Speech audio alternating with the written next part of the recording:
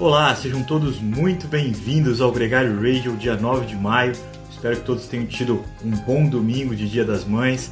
A gente aqui aproveita o dia de descanso do Giro de Itália para trocar uma ideia, para fazer uma resenha, para bater um papo e reencontrar o Nicolas Sessler, reencontrar vocês. Depois de 3 dias pela Hungria, 3 dias de etapas interessantes, um pouco monótona a etapa de domingo, mas com um final muito emocionante, uma história muito legal com a vitória do Mark Cavendish. A gente vai falar sobre isso e muito mais. Um programa que vai contar também com a participação especial da Viviane Faveri, ela que narrou a etapa da Copa do Mundo de All-Star na Copa do Mundo de Mountain Bike. Semana que vem já também tem nova etapa da Copa do Mundo. Ela conversa aqui com a gente sobre o Tom Pidcock, sobre tudo que rolou, o pódio do Gustavo Xavier, importante o pódio do Gustavo Xavier na Sub-23. Vamos colocar o Nicolas Sessler na área logo para trocar uma ideia com a gente. Estou morrendo de saudade desse cara.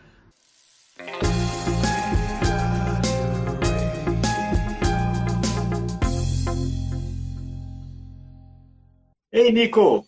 Fala, Bem-vindo! capitão! Como vamos? Tudo bem? Sobrou voz ainda?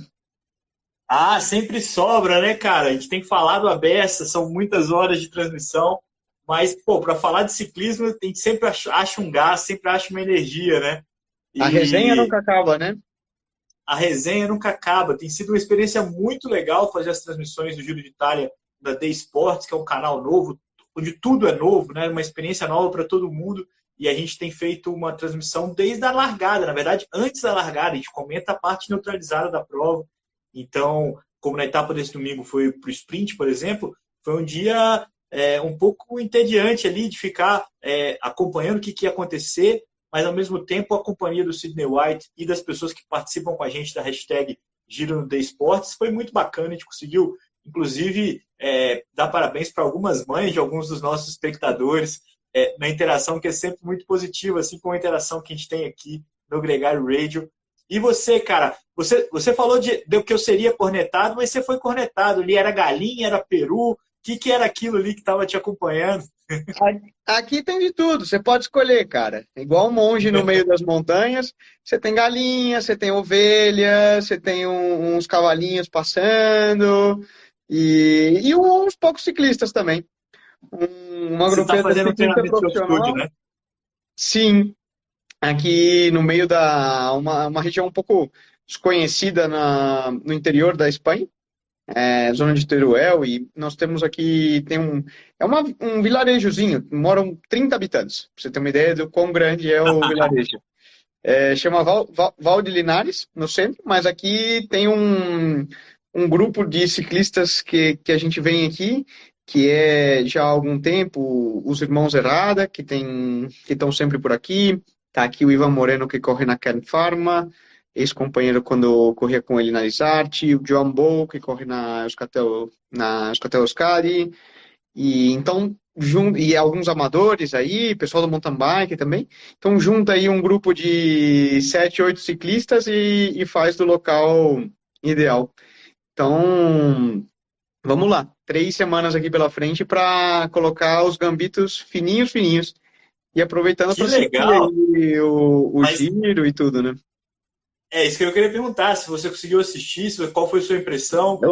Obviamente você não pôde me ouvir, mas também as imagens aí, a transmissão internacional desse giro que começou na Hungria. A gente teve 3 etapas bacanas por lá. Uma primeira etapa com final em subida muito interessante, muito emocionante, um contrarrelógio individual também, onde a população ocupou muito as ruas, né? Isso foi bacana de acompanhar, foi um grande retorno, assim, quando você vai uma Gran Partenza, né, que é o nome italiano desse Grande Par, e a população adere, compra a ideia, né? Tinha 3 ciclistas húngaros no pelotão, nenhum deles é uma grande sensação, mas sempre isso também aumenta a identidade.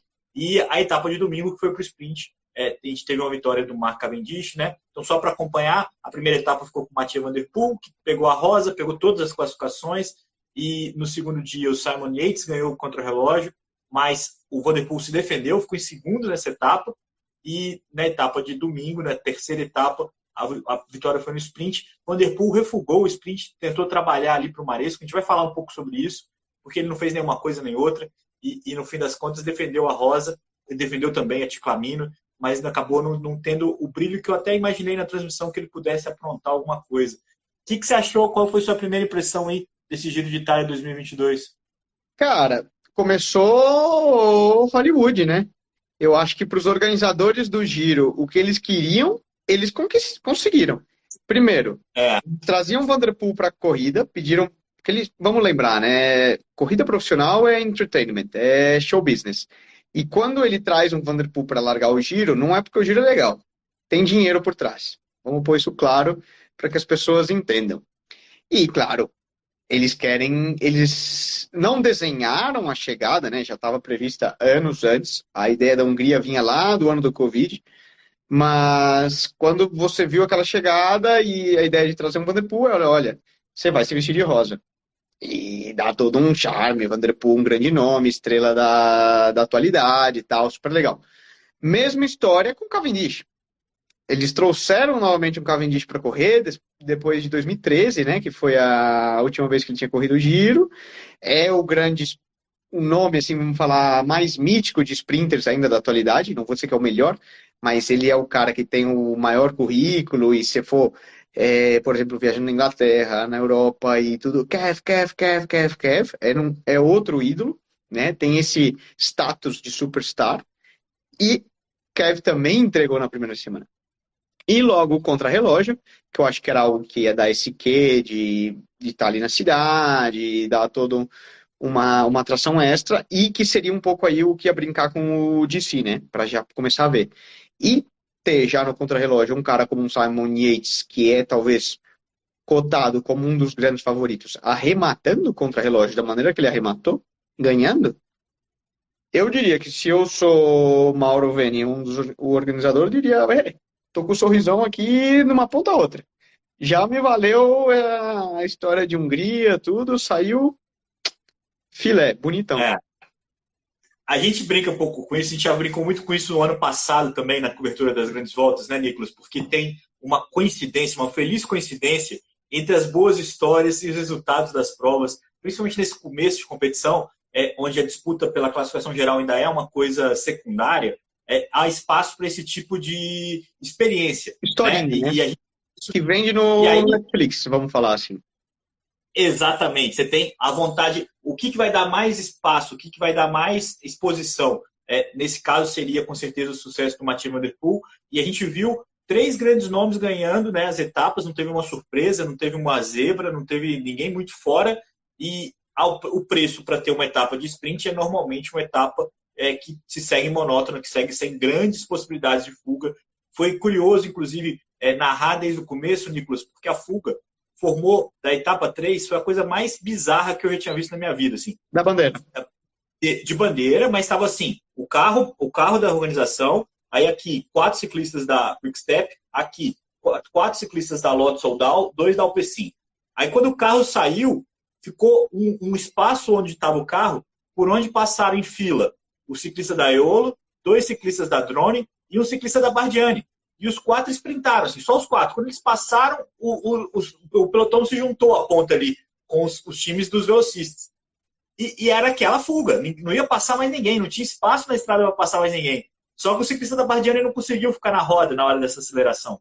Então ele logo deu seta, perdeu a oportunidade de andar na fuga e ficou os 3 ciclistas escapados. Foi muita coincidência, assim, foi como que é físico. Quando a gente fala assim, o pelotão escolhe quem vai na fuga, eu achava que era uma coisa mais tática.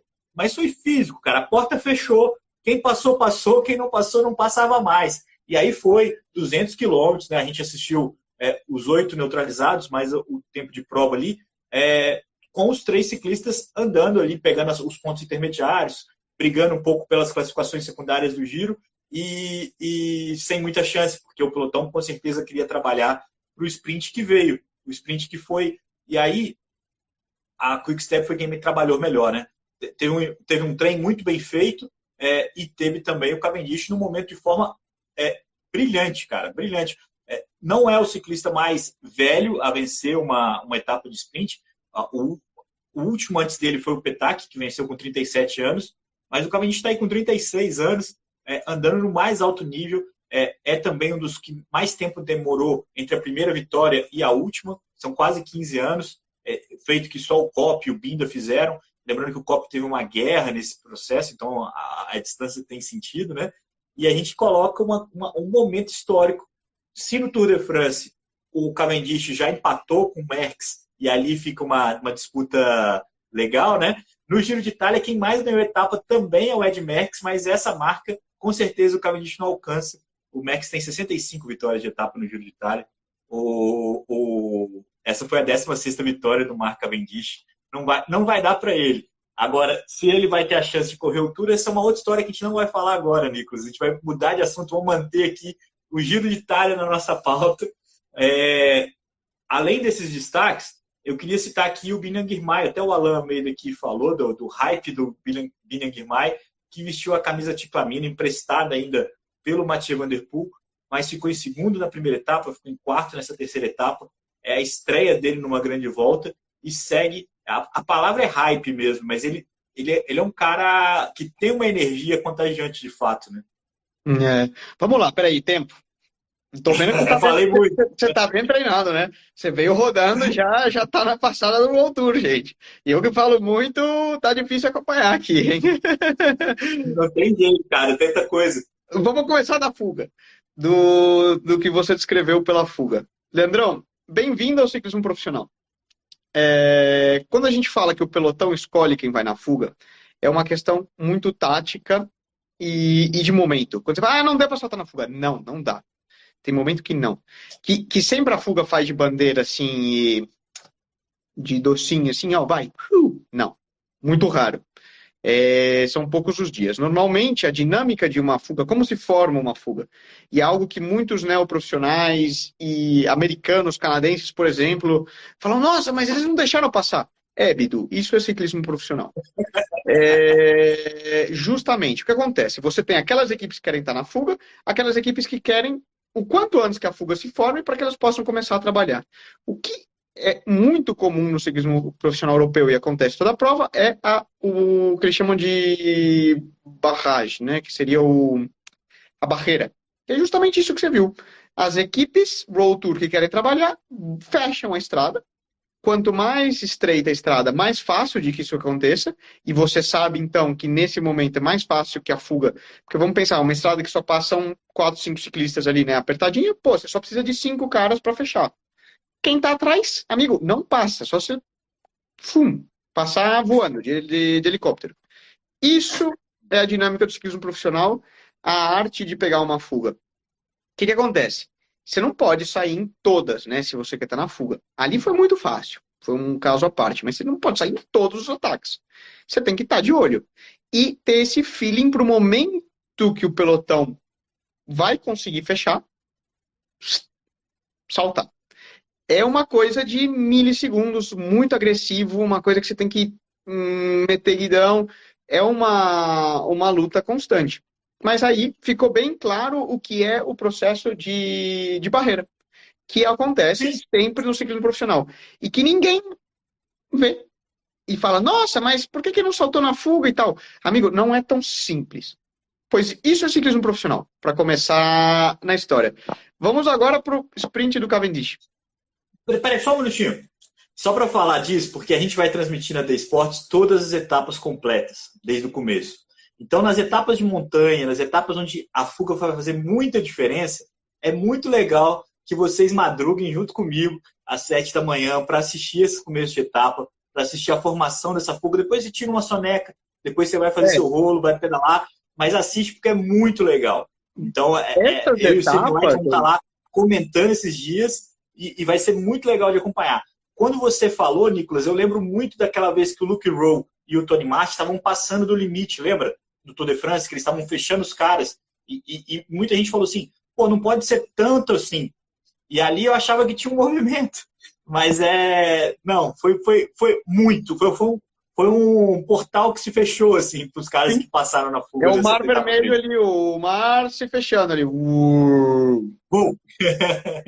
Mas desculpa, vamos voltar ao cave aí, você estava já falando do sprint. Exato. Falando até da dinâmica das etapas, vocês vão acompanhar ao longo dessas semanas o que é o ciclismo profissional de verdade. Vocês vão ver que tem dias que é exatamente esse processo de fuga protocolar, como foi, e vocês vão ver nas etapas de montanha e chaves que talvez demore 50, 60, 2 horas para a fuga se formar, e você vai ver que isso é uma dinâmica de ataque e contra-ataque, uma coisa que não para. E às vezes a fuga se forma simplesmente não é pelo processo de barreira, é porque ninguém tem mais perna para continuar atacando. E essa é outra dinâmica que a gente vai ver mais nas etapas de montanha. Mas enfim, vamos para o lead-out do Kev, né? Você, de novo, uma equipe comprometida, você vê claramente a Quick-Step ao que entrou no giro, ganhar o máximo de etapas possíveis das poucas que são viáveis no sprint, até a 11ª etapa.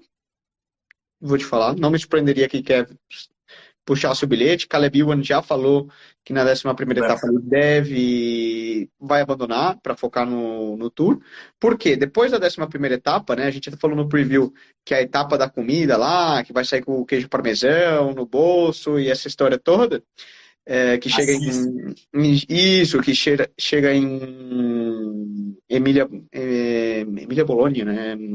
Enfim, próximo de Bolonha, na Emília Romana, que é a região. Depois, são etapas muito duras e que muito difícil que chegue alguma etapa ao sprint. Então, você vê claramente que o Quick-Step está trabalhando, controlou a etapa do início, veio com um grupo de rodadores e trem de lead-out para o Kev.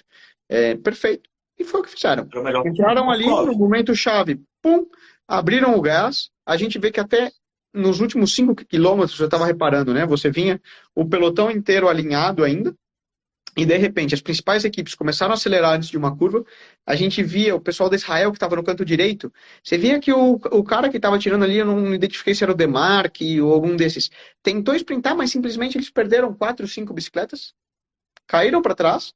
E aí que você vê a importância de uma equipe bem feita para um sprint, né? Porque, claro, um escalador puro não vai te fazer essa aproximação aos momentos perigosos tão bem como uma equipe que está comprometida com o sprint, que é o caso da Quick-Step.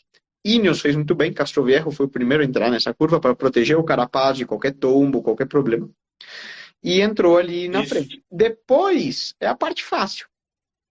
Você está posicionado, você vai gastando as balas e o Kev, exatamente, vai dançando na roda, abre o sprint e mérito. Ganha o Kev, mas é um trabalho de 8 atletas, corpo de diretores e todo mundo comprometido com a vitória.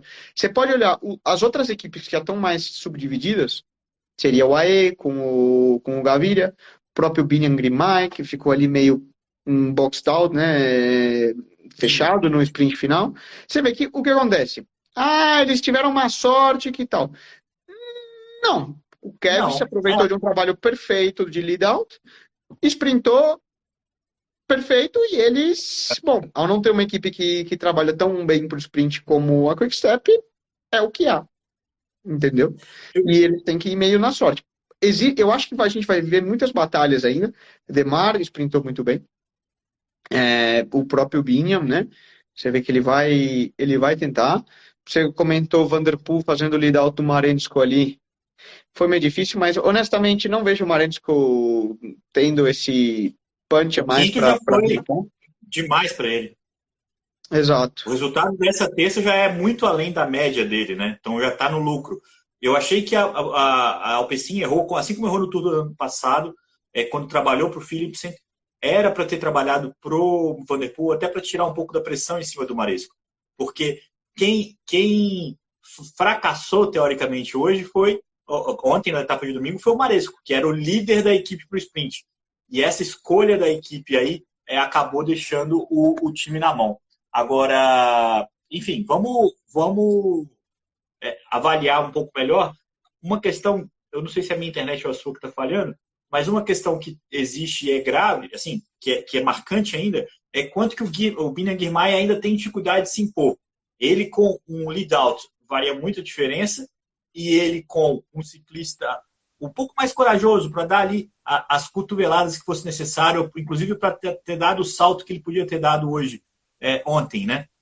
No final da etapa, ele poderia ter ficado em segundo, mas ele obviamente não teve a intenção de disputar o espaço para o sprint final. Acho que essa é uma reflexão que a gente pode fazer desse sprint.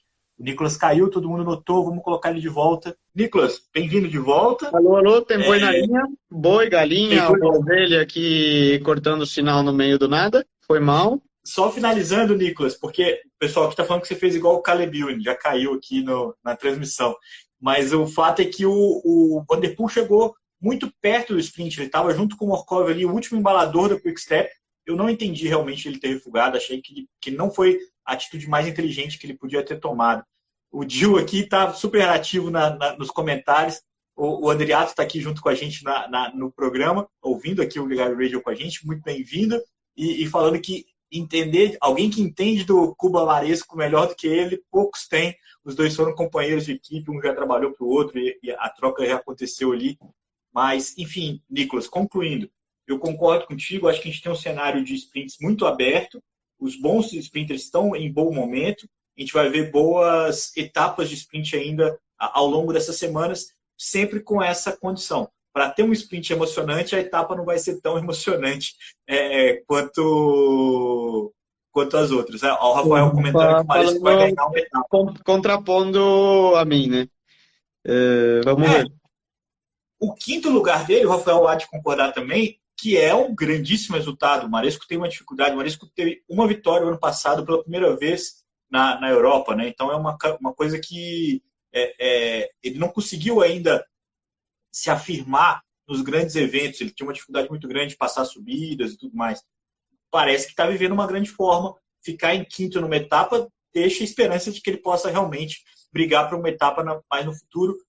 Não é minha ficha, e já entendi que também não é a sua, Nico, mas é a do Andriato, que é um pouco passional nessa aposta dele, eu acho. Eu vi o bicho todo dia no chão lá na Turquia, todo dia tava caindo, fazendo alguma coisa, eu já via esse cara, eu falava, não, tinha que ficar longe desse cara, que o bicho só vai pro chão. Todo dia tinha um tombo, o cara tava no chão.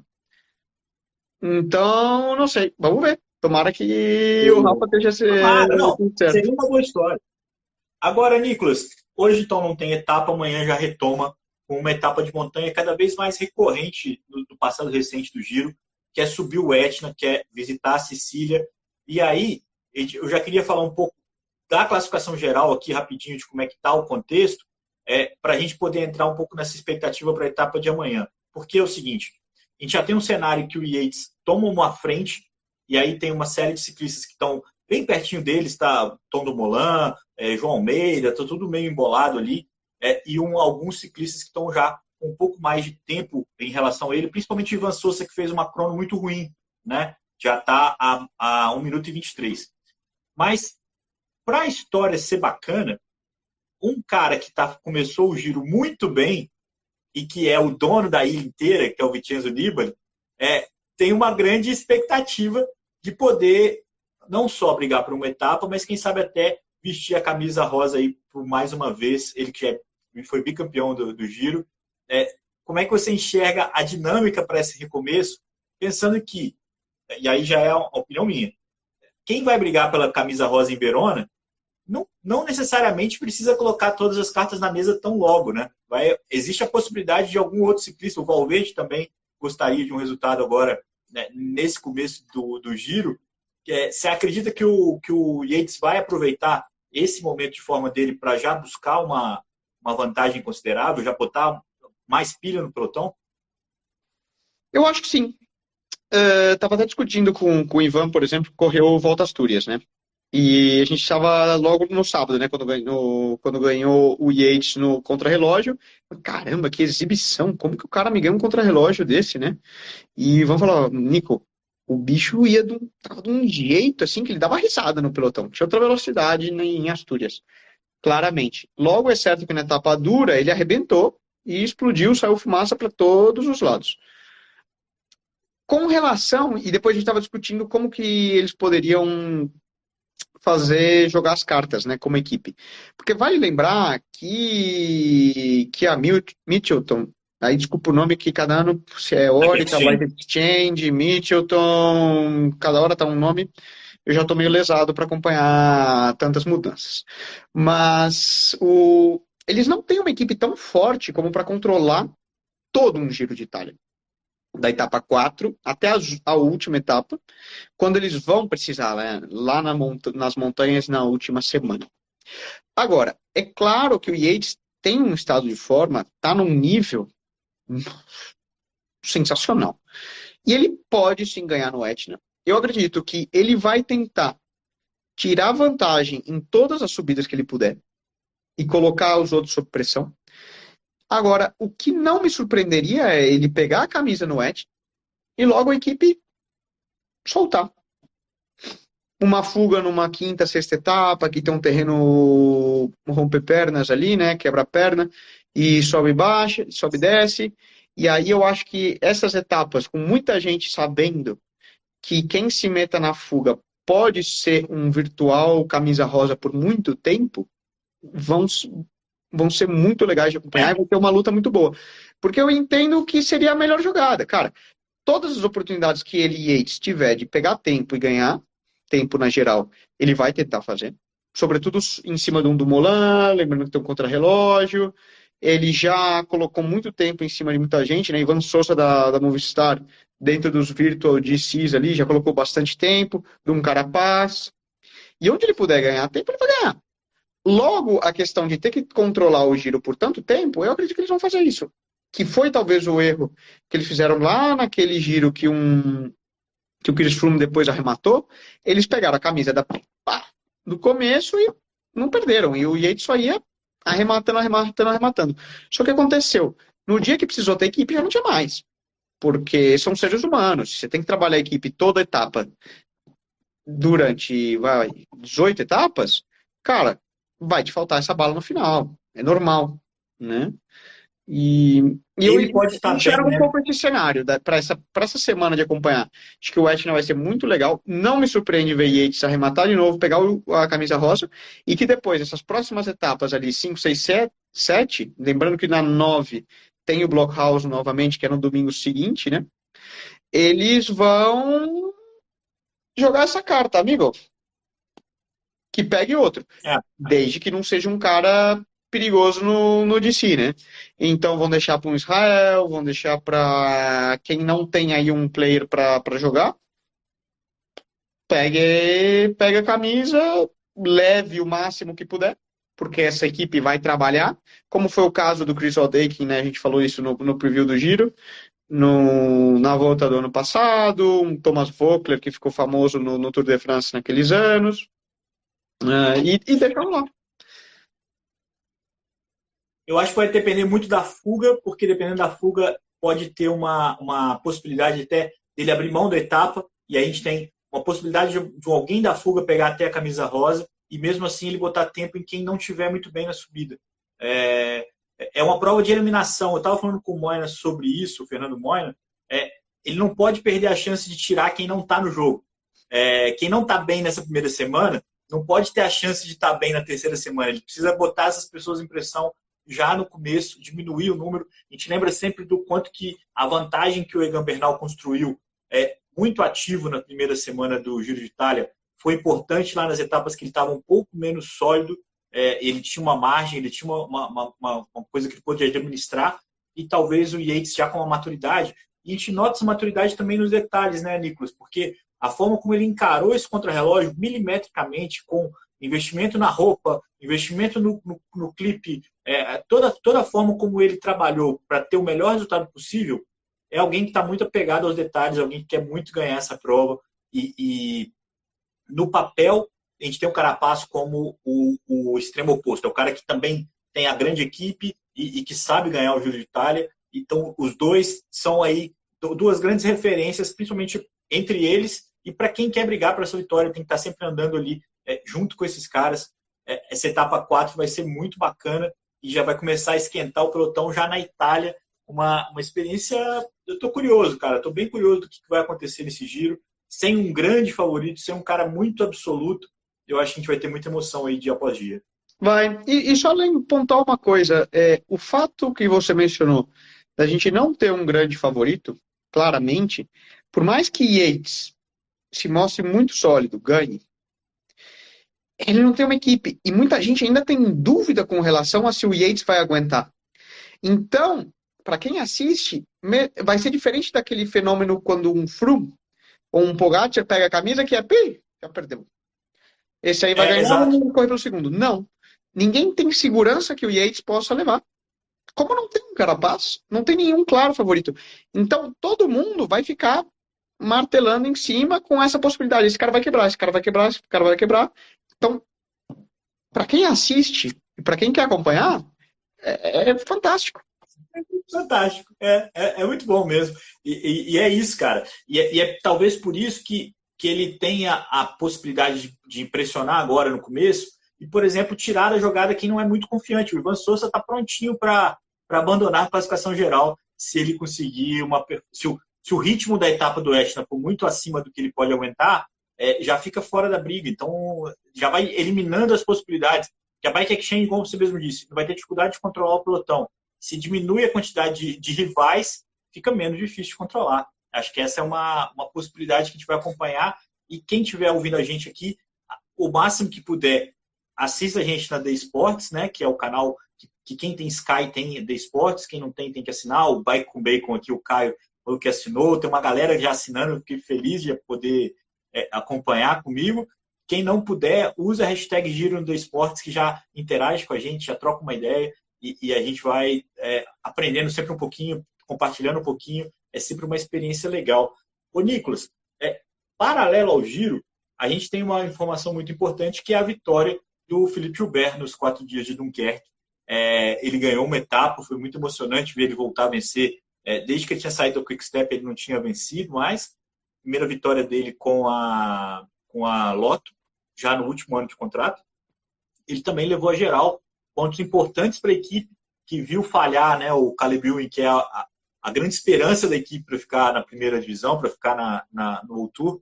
E o Philippe Gilbert foi o cara que entregou o resultado. Uma prova interessante também, essa sempre né? Que não são 4 dias de Dunkerque, são 6. São 6. Mas o nome da prova, né, Quatre Jours, né? Eu não sei, você que é um cara que pronuncia as palavras. Mas essa prova ela é curiosa, né? Porque ela juntou depois um pouco com uma outra que tinha na Bélgica que deixou de existir, que era a Dridaxe de Pane, que era uma classe, eram 3 dias também, durante uma prova e outra, elas meio que se uniram e isso fez com que a prova tivesse mais. Juntaram ali as organizações, porque acontece justo nessa região da Bélgica, ali, né, no norte da Bélgica, onde aproxima muito no norte da França, onde aproxima muito ao sul da Bélgica, né, e os países se encontram. Lembrando que é virando ali, né, ao mar, onde olha para o Atlântico, para a Inglaterra. Aquela região, que é até muito pesada, tem muito filme de guerra, né, que acontece, acho que tem um filme, não lembro se era com Brad Pitt, que tinha Dunkerque no nome, pesado porque ao longo da história, mais a Primeira Guerra Mundial passou por ali, então tem um certo quê histórico nessa região. Mas para acompanhar a corrida de bike também, também é uma região muito tradicional, né, norte da França e Bélgica, a gente já está cansado de ver. E é legal ver um cara que dominou todas essas provas, né? De novo, falando dos superstars e das historinhas legais de acompanhar, que é um nome como o Philippe Gilbert, né? Que foi talvez na sua época, ali no seu auge, dos maiores classicomanos da sua geração, sobretudo quando a prova subia um pouquinho mais, que ele volte a ganhar e entregue esses resultados. Lembrando que tanto é legal no case da história, como o pessoal da Lotto Soudal, felizaço, né? Porque o contrato dele é bem gordo, e ele não tinha delivered nada, né? Não tinha entregado nenhum resultado. E é importante que ele tenha os pontos do CI e traga esse retorno sobre o investimento, né? Ganhou na Lotto, né? Os 3 anos de contrato dele, né, Nicolas? Ganhou na Lotto, porque é gordo o contrato, já posso te garantir. Foi sim, eles trouxeram o Degenkolb, trouxeram ele, na esperança de dar um vigor para a equipe, que tinha muitos jovens, né? E nenhum dos dois conseguiu corresponder. Aí, quem está acompanhando a gente já pode assistir a Viviane Fabeli aqui junto com a gente, a nossa companhia.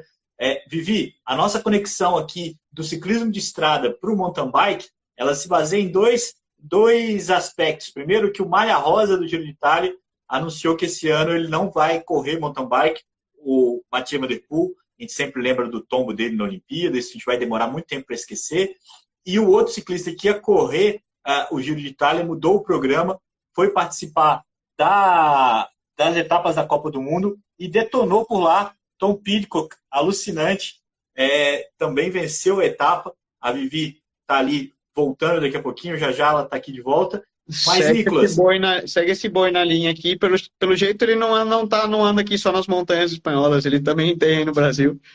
E tá derrubando o sinal da galera, esse boi gordo. Mas até na transmissão da The Sport a gente vivenciou isso, porque o Sidney está no Canadá, né? Eu estou aqui em São Paulo, a gente fez remoto essa transmissão e teve um momento que a gente ficou ali, a internet não permitiu, a gente não sabia qual que era o áudio que estava indo para o ar, a gente ficou um tempo em silêncio, as pessoas notaram, comentaram isso com a gente, mas é sempre muito importante que a gente está aprendendo, inclusive, tá? Porque a The Sport é um canal completamente novo, empolgado aí para fazer a transmissão, mas que ainda está aprendendo. Então, as pessoas perguntaram, coloca a hashtag na tela, e tudo isso é uma coisa que eles estão descobrindo até mesmo de uma forma, não descobrindo, mas estão engatinhando para conectar essas coisas ao longo da transmissão. A Vivi pediu para chamá-la de novo aqui, só um minutinho. Já começa a falar, Vivi, para a gente ter certeza que você está com a gente. Gente, vamos largar a mão de pão duro, ver se paga a internet aí, né?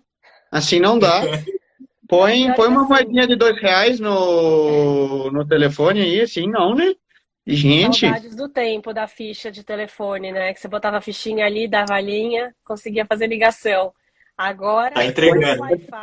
Põe moedinha gorda aí, pô, esse povo, né? Eu tive que ir pro 3G aqui para fazer funcionar, mas que bom que deu. Já peço desculpas pela minha voz, não sei nem como chama isso, mas é uma voz estranha, diferente de sexy ou... Exatamente. Mas o importante é que a gente consiga se comunicar e trazer informação boa. Primeiro, agradecer vocês por me atualizar em relação ao que está acontecendo no Giro. Muita coisa legal, muito bacana isso que vocês falaram sobre a fuga e como fecha as portas, né? Porque às vezes a gente acha que entrar numa fuga é só ter força na perna ali e ter uma certa moral no pelotão. Mas tem muito mais em jogo, né? E aí você tá brigando com um bicho grande. Foi bizarro, Vivi. Agora, conta pra gente como é que foi. Você fez a transmissão na Red Bull, né? Da etapa de Albstadt. E quais são as suas impressões? A gente teve vitórias importantes, teve também um grande sucesso brasileiro, um sucesso importante, um pódio do Gustavo Xavier. Faz um resumo pra gente do que mais importante aconteceu nessa edição, dessa segunda etapa, né? Lembrando que a gente teve a primeira etapa no Brasil, em Petrópolis, que foi muito bacana, para a gente foi muito importante, e o pelotão agora rodando já na Europa. Logo na sequência já tem a terceira etapa. Queria que você fizesse para a gente um resumo do que foi mais destaque na sua visão aí, tão privilegiada. Ótimo. Primeiro eu vou falar do vínculo com o ciclismo de estrada, já que esse é o principal tema aqui do Radio. Então, comentar que no XCC masculino e no XCO masculino, tivemos 2 atletas de equipes de estrada ganhando. Então, Sam Gaze, que venceu o XCC, junto com o Mathieu Van Der Poel pegando a camisa rosa lá no Giro. Então, foi um dia muito importante para a equipe deles. E no XCO a gente teve o brilho do Tom Pidcock, campeão olímpico, fazendo sua primeira corrida de XCO desde a vitória nas Olimpíadas e atendendo aí todas as expectativas criadas, né? Ele abriu com uma grande vantagem, ele ganhou com uma grande vantagem de mais de 40 segundos. Então, foi bem impressionante. Mas se você quiser conectar com a estrada, você também pode falar do feminino, porque a segunda colocada, a gente estava até trocando uma ideia outro dia, que tinha ganhado uma prova no ciclismo de estrada, né? A campeã olímpica de 2016. Também tem essa experiência constante, né?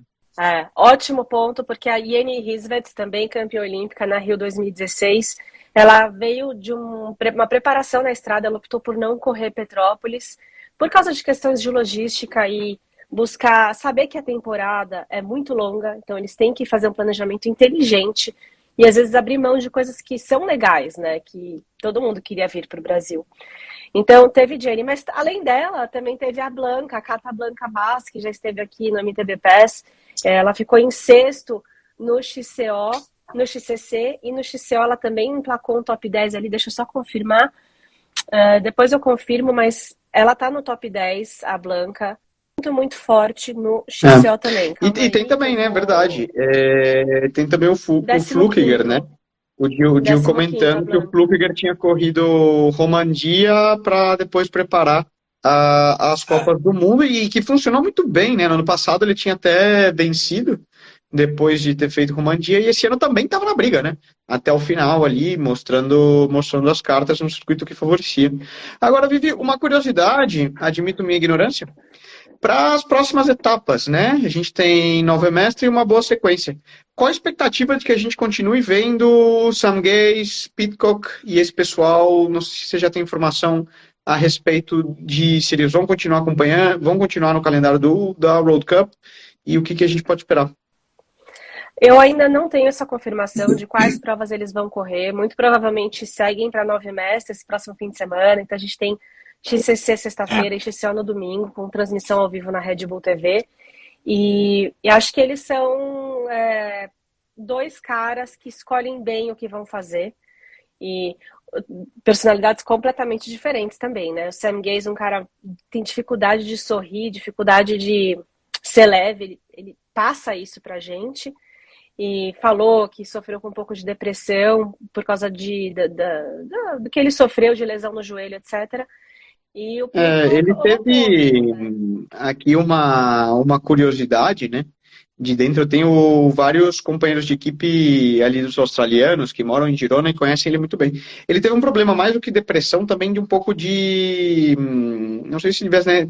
Não é totalmente público, né? Mas muito problema de adição ao tabaco.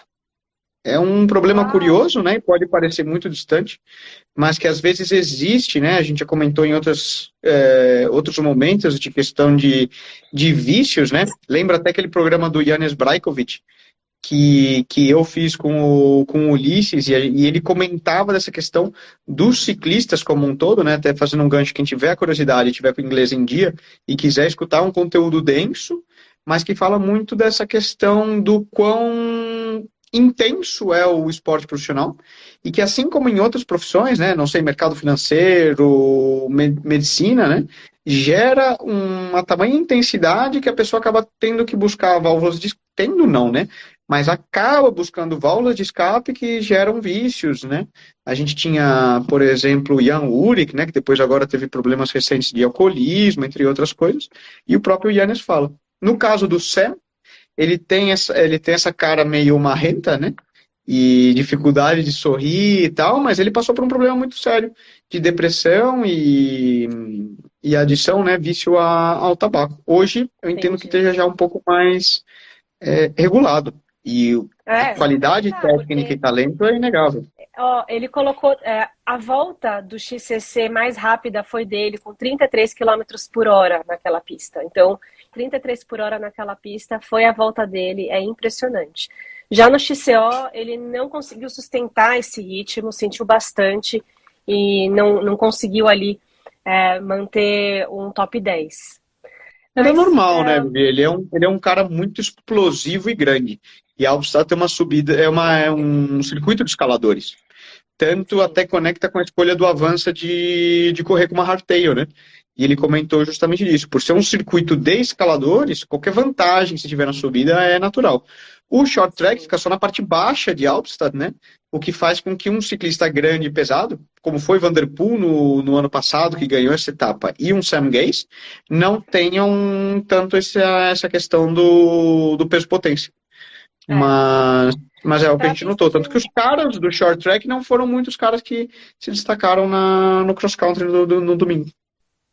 Para a pista de Nove Mesto, o Sam pode se sair um pouco melhor, porque ela tem menos subidas tão inclinadas, mas ela é muito técnica também, e um cara do tamanho dele tem que tomar mais cuidado ainda para não ter furo de pneu naqueles Rock Gardens e quando você passa lá já bem fadigado, sabe? Ô Vivi, o Nicolas falou do Avancini. Como é que foram os brasileiros? O Avancini teve bons papéis, né? Lembrando que essa etapa já vale para a corrida olímpica, já vale para Paris 2024. Então a gente já tem aí uma necessidade, e te conta muito com ele, com a consistência dele para uma boa classificação, né? Que isso vai ser preponderante para a gente ter 2 brasileiros no masculino, pelo menos. Enfim, essa é uma história longa. Mas eu queria que você fizesse um balanço, porque teve o pódio do Gustavo, a gente tem que falar disso e tem que Gente, tem enaltecer tanta coisa também. para falar. Desculpa interromper, tem tanta coisa para falar e é difícil selecionar. Tem gente também querendo que eu comente hardtail versus full suspension. Então, assim, vamos categorizar. Eu vou falar do ranking, da questão da vaga olímpica e vou falar dessa questão também da bike que o Avancini escolheu. Pode ser? Ótimo. Então, começando pela bike do Avancini, porque isso já... Não, peraí. E os brazucas, né? Fala dos brazucas. Lembrando que quem quer saber de tech, isso eu acompanho no Mountain Bike Pass. A gente tá aqui falando de notícia. Teve brazuca no pódio e muita América Latina forte também. Vamos falar. Então, peraí. Então, vamos lá. Primeiro dos brasileiros nesse final de semana. Gente, o Gustavo Xavier fez algo inédito, histórico, nunca realizado na categoria sub-23. Nico, você já fez um pódio aí na Júnior, né? Mas era júnior. Eu fiz 2 pódios, mas júnior. Sub-23 não cheguei a fazer. O Nicolas já fez história e aí veio lá, agora abriu um caminho, Step up, né? Pro Gustavo Xavier fazer um segundo lugar na Copa do Mundo Sub-23, que não tem transmissão ao vivo, então a gente não pôde torcer, sofro com isso, queria tanto estar lá acompanhando, mas foi linda a prova dele, disputou muito com o Riley Amos, que é um atleta da Trek dos Estados Unidos, super técnico, e é legal ver o Gustavo ganhando respeito nesse pelotão. Quem levou a prova foi o chileno Martín Vidalri, que também é um querido aqui do Brasil, a gente já esteve juntos com ele, né, Nico, em corridas aqui no Brasil, e então assim... Gosta de uma brecha boa também. Adoro uma festa. O Nico entregando todo mundo. Ô, Nico, pelo amor de Deus. Tá, vai. Ok.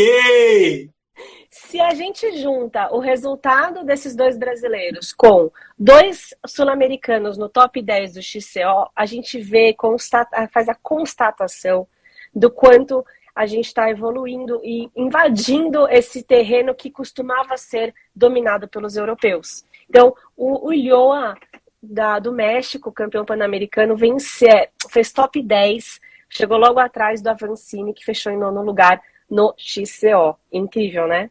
Muito, muito legal, né? Mostra a evolução e globalização do ciclismo como um todo, né? Você considera um Sam Gaze, né? Neozelandês, você considera uma Rebecca McConnell, australiana, ganhando, você considera uma própria Cata Blanca Vaz, que é húngara, supostamente de um local não tradicional, conecta com o Binion na estrada. Sim.